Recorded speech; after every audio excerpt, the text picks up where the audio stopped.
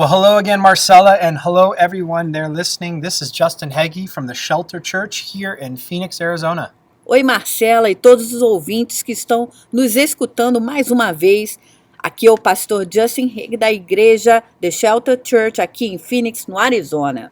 Man, I so hope that everyone is ready to open their hearts to the truth of God's Word as we look at part 2 of the reality of hell. E eu espero que todos vocês estejam prontos para abrir os vossos corações para a verdade da palavra de Deus. Hoje nós estaremos falando mais uma vez sobre a realidade do inferno. Now, last week we took out time to get certain in our hearts that hell is a real place, it's an eternal place of torment, and to acknowledge that the only way of avoiding hell and its damnation is by faith in Jesus Christ as your personal Savior. E na semana passada, nós explicamos que o inferno é um lugar real, é um lugar eterno de tormento. Nós reconhecemos que a única maneira de evitar a sua condenação é através da sua fé em Jesus Cristo, como seu único Salvador. Now, before we go any farther in today, I wanted to show you something extremely interesting that Paul wrote in the book of Romans, and just how much his heart broke for those not covered by the blood of Jesus. E antes de continuarmos nessa palavra, eu gostaria de lhe mostrar algo extremamente interessante. Paulo estava muito quebrantado em seu coração. Veja o que ele escreveu no livro de Romanos. Let's read out of Romans chapter 9, verses 1 through 3. It says this, "With Christ as my witness, I speak with utter truthfulness, my conscience and the Holy Spirit to confirm it, that my heart is filled with bitter sorrow and unending grief for my people, my Jewish brothers and sisters. I would be willing to be forever cursed, cut off from Christ, if that would save them."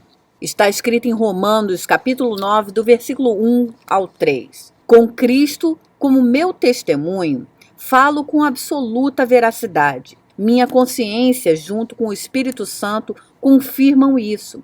Meu coração está cheio de tristeza amarga e tristeza sem fim para o meu povo, meus irmãos e irmãs de Deus. Eu estaria disposto a ser eternamente amaldiçoado, cortado de Cristo, se isso os salvaria. I hope that you see the words forever and cut off in Paul's sentiments here. This is so huge because he completely is knowledgeable that hell is a permanent place. And beyond that, he understands that within the confines of hell, there is no presence of God. There's no grace extended.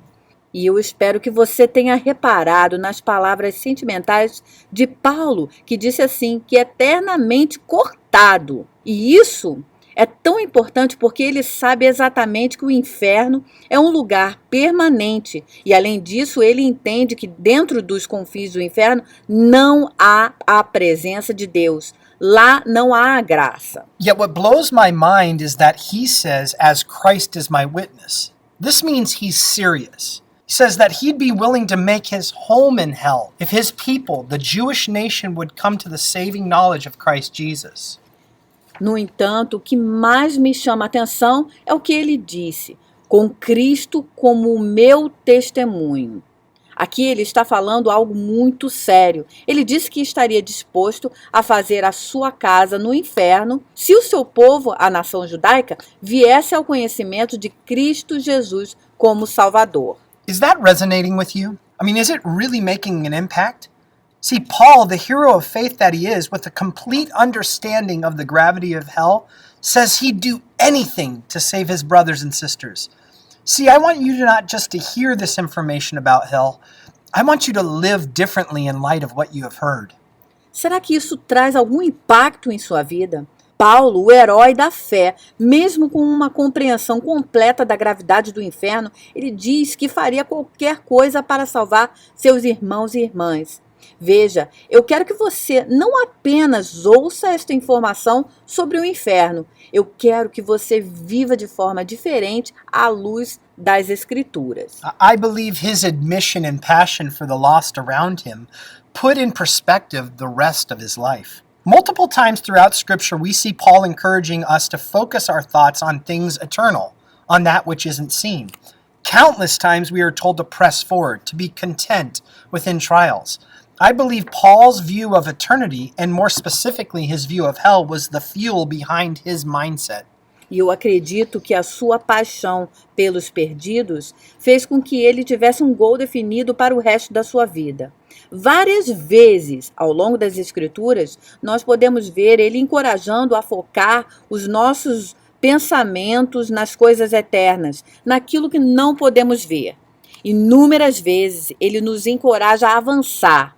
Ele nos encoraja, inclusive, a nos contentar com as lutas. Eu acredito que a visão de Paulo sobre a eternidade, mais especificamente o inferno, foi o combustível por trás de toda a sua mentalidade.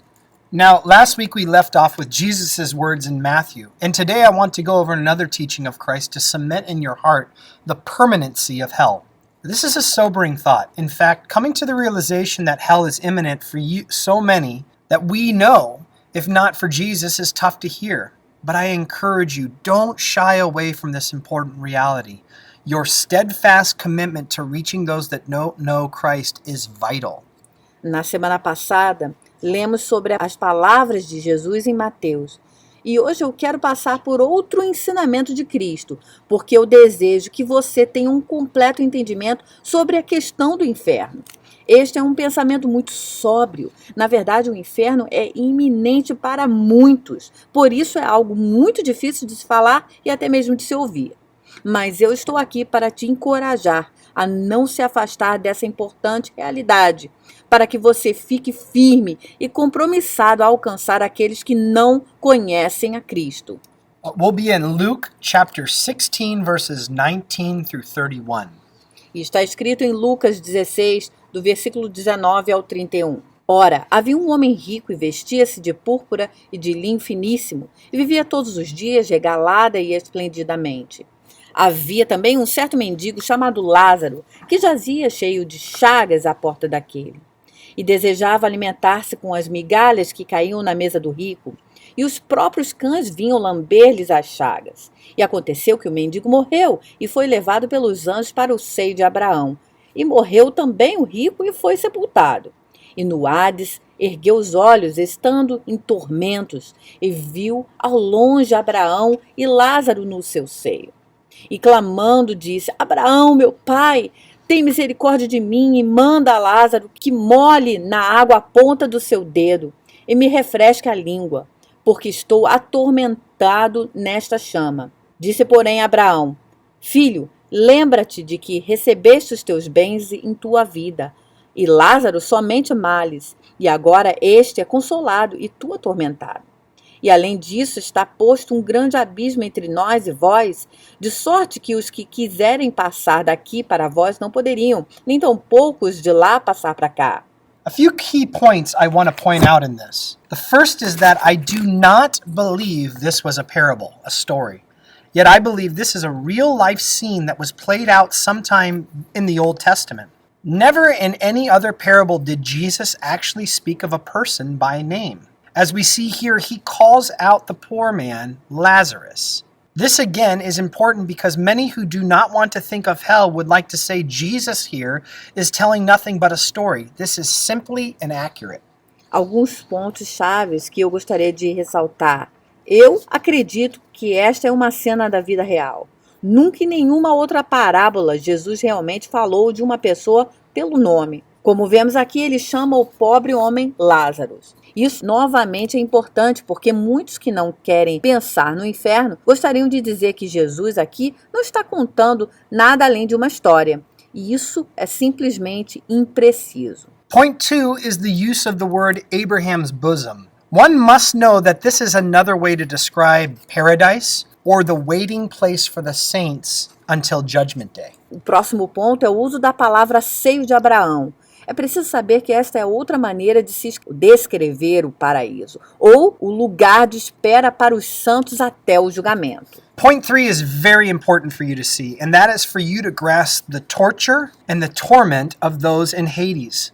We see words like fire, hot, darkness, agony, and punishment used to describe this torment throughout Scripture. The rich man in this scene is desperate for relief or a moment of pause amidst his terrible future. Outro ponto muito importante que te ajudará a compreender a tortura e o tormento daqueles que estão no Hades é quando vemos as palavras fogo, calor, escuridão, agonia e punição, que são usados para descrever esse tormento eterno ao longo das Escrituras.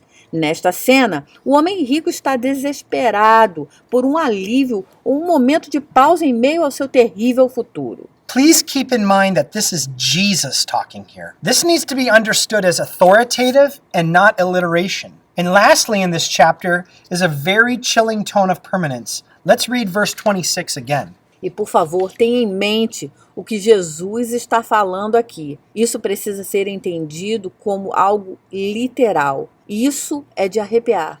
Vamos ler o versículo 26 novamente. E, além disso, está posto um grande abismo entre nós e vós, de sorte que os que quisessem passar daqui para vós não poderiam, nem tampouco os que de lá passar para cá. Wow, there is a literal chasm between these two waiting spots. And what it seems is that there is an ability to view the two different people groups as they await judgment.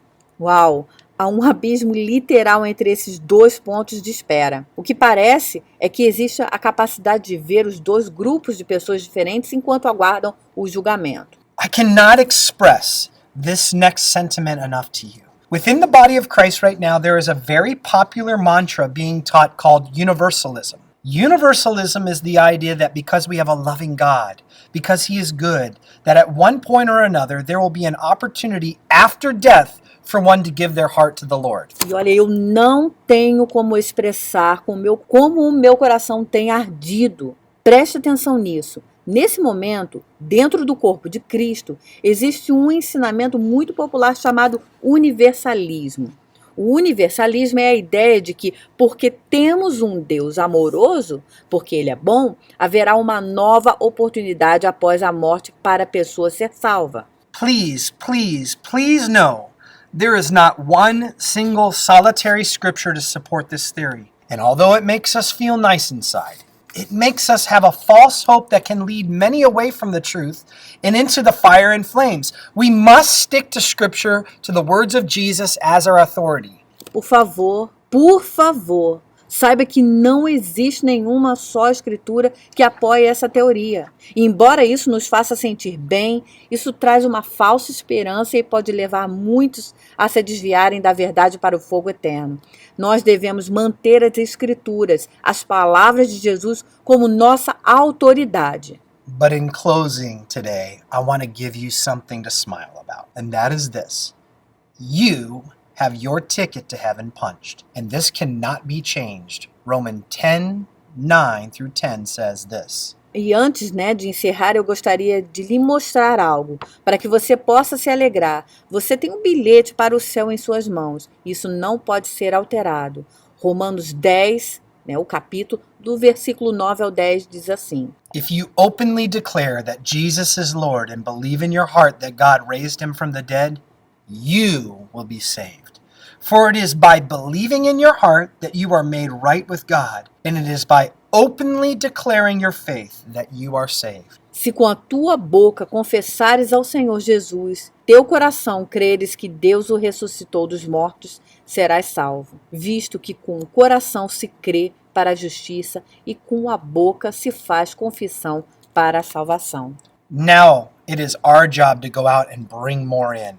God bless you as you live for Him. Isso não é agora é o nosso trabalho sair e trazer mais pessoas para Cristo. Deus te abençoe.